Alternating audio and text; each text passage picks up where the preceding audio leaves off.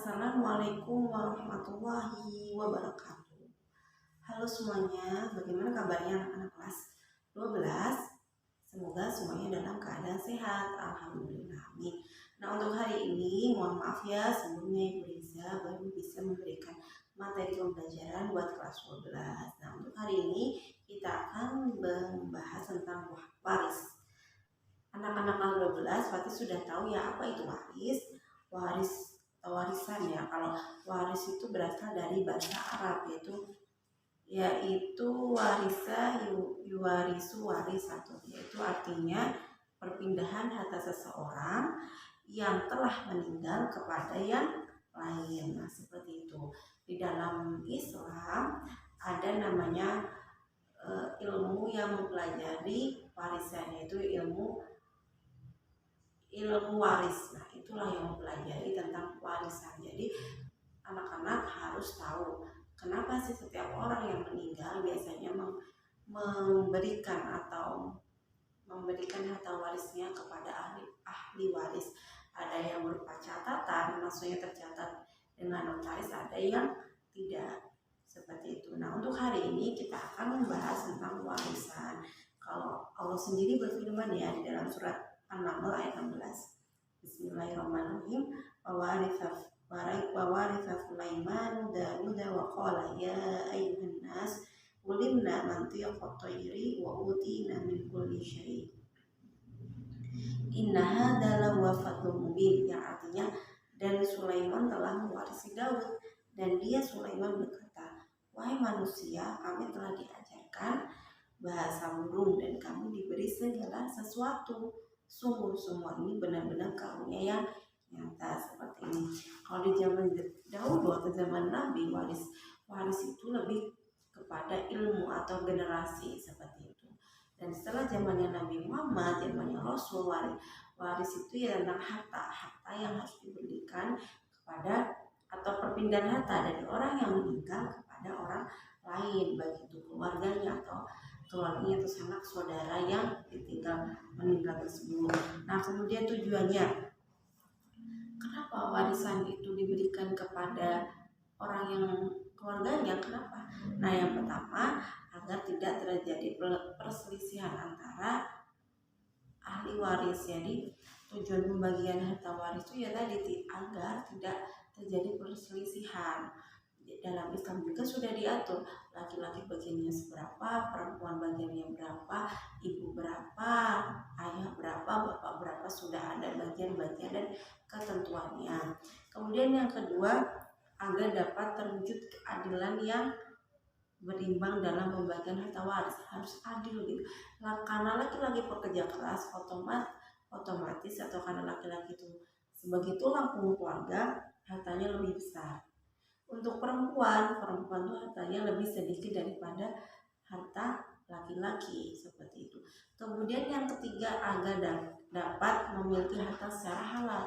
Jadi hartanya bisa dimiliki sendiri. Jadi harta itu sudah dipisahkan. Jadi tidak bercampur dengan harta saudara-saudara yang lain. Seperti itu. Kemudian dalilnya ya teman-teman nanti boleh baca di Al-Qur'an surat An-Nisa ayat 11-12. Nah, untuk tugasnya hari ini teman-teman menuliskan ayat 11-12 surat An-Nisa beserta artinya. Nah, kemudian kalau di dalam hadis juga dijelaskan seperti ini. Nabi Muhammad SAW bersabda, berikanlah harta warisan kepada orang yang berhak sudah itu.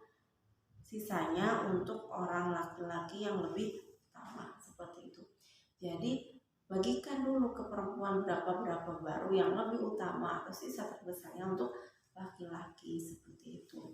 Kemudian di dalam undang-undang negara juga diatur tentang warisan seperti sudah diatur. Nah, kemudian hukum belajar ilmu waris. Ilmu waris itu hukumnya apa teman-teman? Ilmu waris itu adalah hukumnya fardu kifayah. Kenapa? Karena kewajiban ini hanya sebagian orang yang boleh mempelajarinya. Contohnya nih, kalau di dalam fardu kifayah itu kalau ada satu orang yang belajar, berarti yang lain sudah berguguran, tidak apa-apa tidak belajar. Tapi alangkah baiknya sama-sama belajar. Ketika berada di posisi keluarga kita meninggal, kita bisa membagikan harta warisan itu sesuai dengan ilmu yang kita dapatkan, seperti itu. Sebab-sebab seseorang itu bisa memperoleh warisan. Yang pertama itu ada hubungan keturunan atau nasab. Contohnya ayahnya meninggal, berarti otomatis si A dapat harta dari ayahnya atau warisan. Kemudian yang kedua hubungan pernikahan atau musyawarah. Berarti kalau dalam sebuah ikatan pernikahan pasti ada kalau ketika istrinya meninggal, berarti suami bisa mendapatkan harta warisan dari istri, seperti itu. Kemudian yang ketiga hubungan seiman dan seagama. Jadi orang yang beriman bisa juga mewarisi, asalkan dalam catatan warisan itu bapak itu meninggal, kemudian memberikan warisannya diberikan kepada ini dan ini, berarti itu sudah diperbolehkan dalam Islam. Nah, penyebab kalau tadi ya sebabnya orang bisa mendapatkan warisan, yang sekarang itu sebab-sebab terhalangnya harta waris. Yang pertama itu pembunuhan. Kasus yang sering sekali terjadi, contohnya di daerah Jakarta sendiri ya. Jakarta ada seorang anak membunuh ayahnya atau memberikan racun ayahnya untuk mendapatkan harta warisan. Nah, itu tidak dibenarkan, dan secara Islam juga tidak dibenarkan, dan dia juga secara waris dia tidak memperoleh warisan karena statusnya dia sebagai seorang pembunuh. Kemudian yang kedua itu murtad atau kafir. Ketika ada seorang saudara kita atau adik atau kakak nauzubillah yang keluar dari Islam, berarti itu tidak diperbolehkan untuk mendapatkan warisan. Nah, seperti itu. Kalau untuk pembagian harta warisan itu sendiri berdasarkan jenis kelamin ya. Kalau untuk laki-laki itu ada anak cucu laki-laki, kemudian cucu laki-laki, ayah, kakek, saudara laki-laki kandung, saudara laki seayah, saudara laki-laki seibu, anak laki-laki saudara kandung, sampai juga ke bawah, seperti itu. Kemudian paman, anak paman laki-laki, seperti itu. Kalau untuk perempuan, anak perempuan, cucu perempuan, istri, ibu, nenek, kemudian saudara perempuan kandung, saudara perempuan seayah, saudara perempuan seibu, istri, dan juga wanita yang dimerdekakan. Nah, itu berhak mendapatkan warisan, seperti itu. Nah, seperti itu. Dan untuk bagian-bagiannya berbeda ya teman-teman. Kalau untuk istri itu 1/8, kalau untuk ibu 1/3, kalau untuk 2 orang anak perempuan 2/3, dan kalau untuk ibu 1/6. Bagiannya beda-beda. Kalau untuk suami 1/2, kemudian seorang anak perempuan 1/2 juga, suami juga 1/4, tergantung kondisinya. Suami itu bisa 1/4 ketika istri yang meninggal itu meninggalkan anak. Tapi kalau si istrinya meninggal dan tidak mempunyai anak, berarti bagian suami itu 1/2 dari harta istri.